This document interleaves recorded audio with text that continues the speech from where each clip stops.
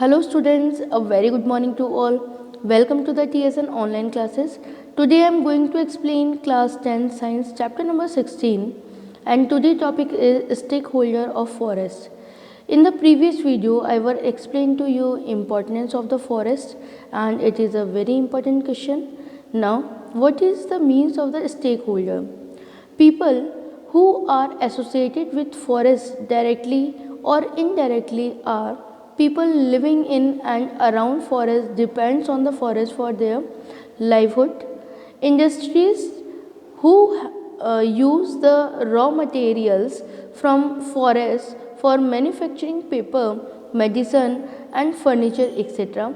Forest department of the government who own the forest and control the resources from the forest, and nature and wildlife organization who want to conserve the preserve forest.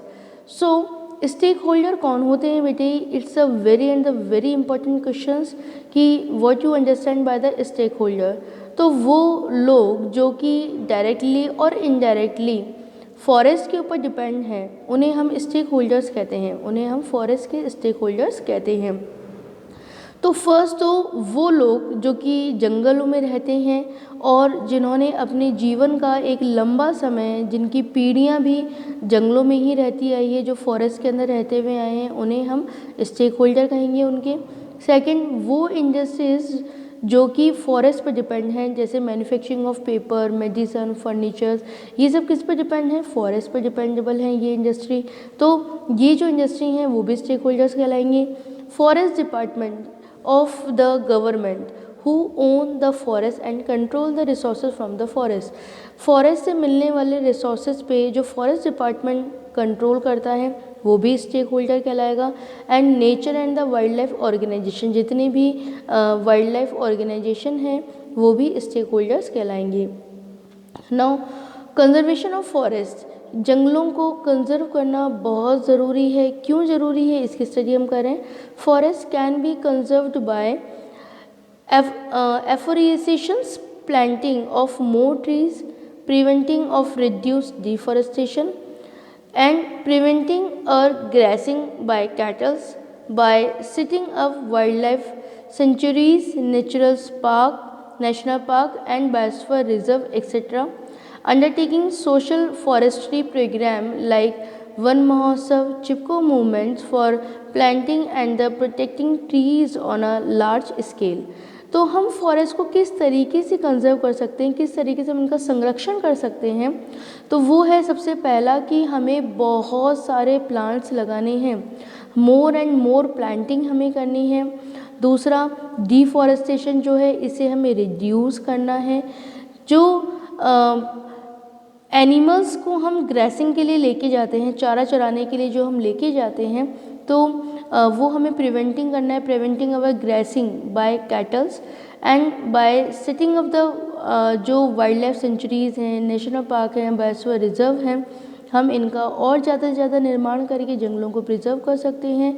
इसके अलावा कुछ social forestry programmes हैं, यदि हम उन्हें समय समय पर चलाते रहें तो भी हम जो फॉरेस्ट हैं उन्हें कंजर्व कर सकते हैं. जैसे कि वन महोत्सव प्रोग्राम है, चिपको मूवमेंट है, तो इसको चलाकर हमें लोगों को और ज़्यादा से ज़्यादा प्लांटिंग करने के लिए और ट्रीज़ को प्रोटेक्ट करने के लिए हमें उन्हें जागृत करना चाहिए. उन्हें इस तरह के मैसेज देने चाहिए कि वो और ज़्यादा से ज़्यादा प्लांटिंग करें और जितने प्लांट्स पहले से हैं उन्हें वो प्रोटेक्ट करें.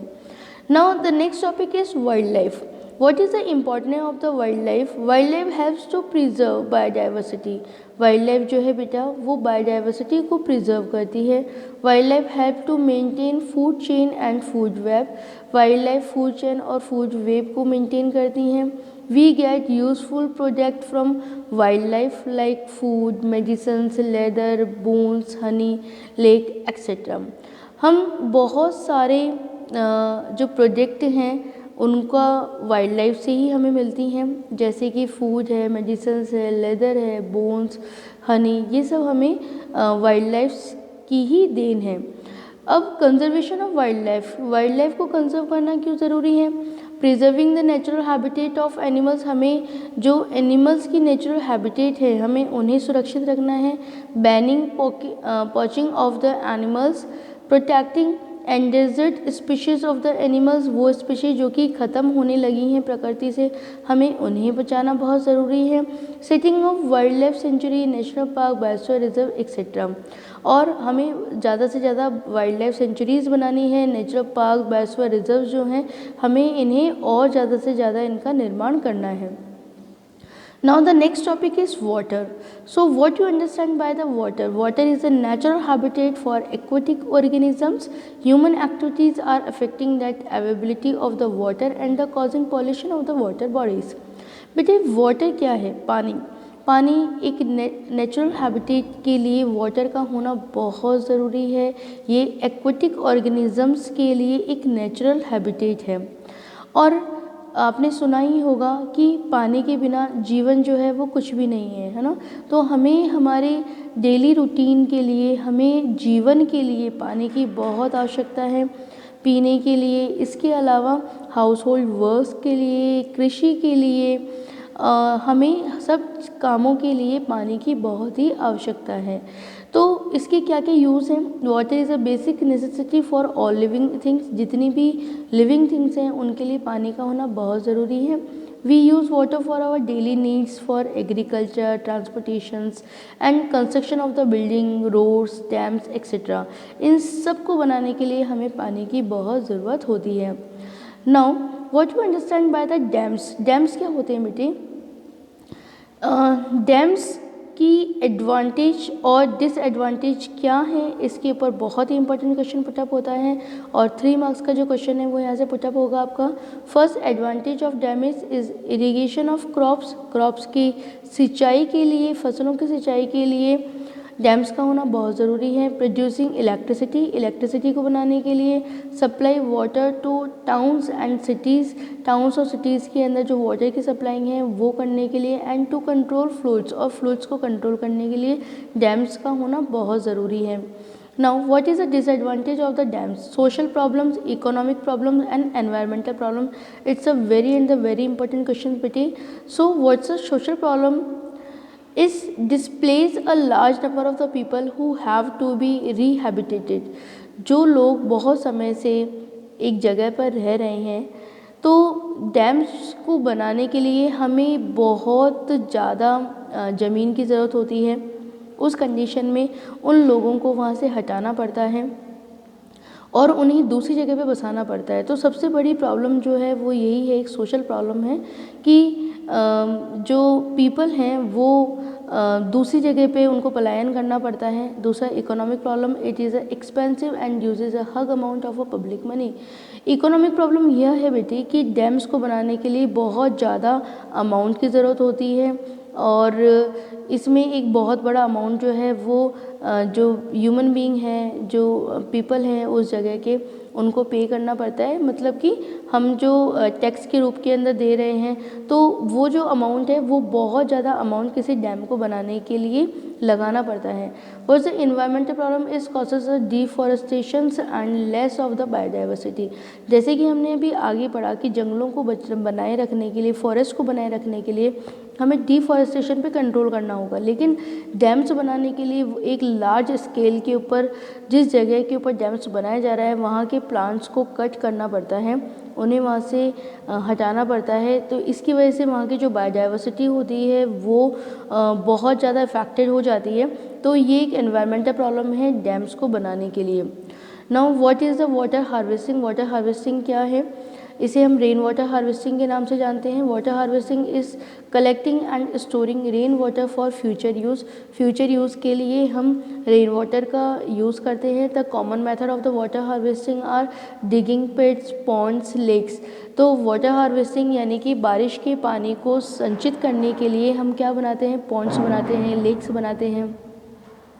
इसके अलावा building small earthen dams of the concrete check dams and the construction of the dikes, construction of the reservoir and the construction of the rooftop collecting units of in houses।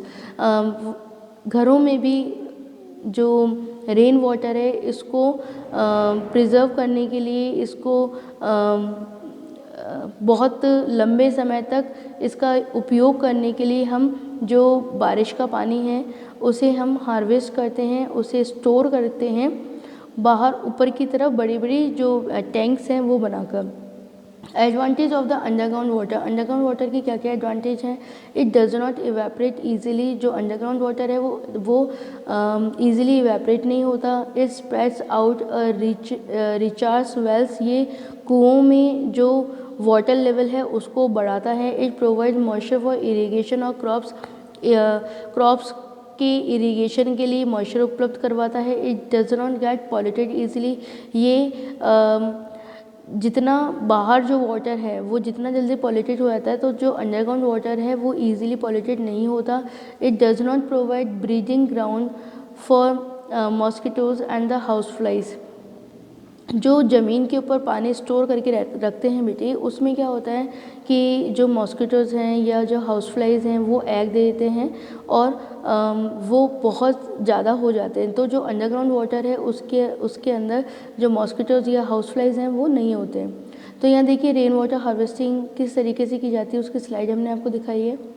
Now coal and the petroleum of the fossil fuels and made by the decomposition of the dead plants and the animal inside the earth after several millions of the year, they are non-renewable resources of the energy। ये मैं आपको already explain कर चुकी हूँ। Petroleum reserves में last for about the 40 years and coal reserves में last for about the 200 years. यहाँ ये बताया है कि आने वाले 40 सालों के लिए, 40 वर्षों के लिए और आने वाले 200 ईयर्स के लिए ही 40 ईयर्स के लिए तो केवल पेट्रोल है हमारे पास और 200 ईयर के लिए कोल है हमारे पास।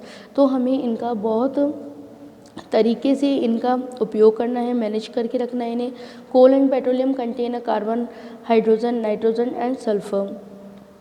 यहाँ देखिए आप फ्यूल के बारे में बता रखा है कि fuel consist us over per units to per minutes, है ना। हमें बहुत ज़रूरत होती है फ्यूल की।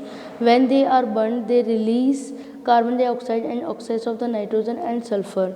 जब इसे बर्न किया जाता है तो कार्बन डाइऑक्साइड और ऑक्साइड्स ऑफ नाइट्रोजन और सल्फर जो हैं वो रिलीज़ होते हैं। Carbon dioxide is a greenhouse gas which cause global warming. Oxide of the nitrogen and sulphur combines with the moisture is air and the produce acid rain। It's a very important question बेटी कि acid rain क्या होती है।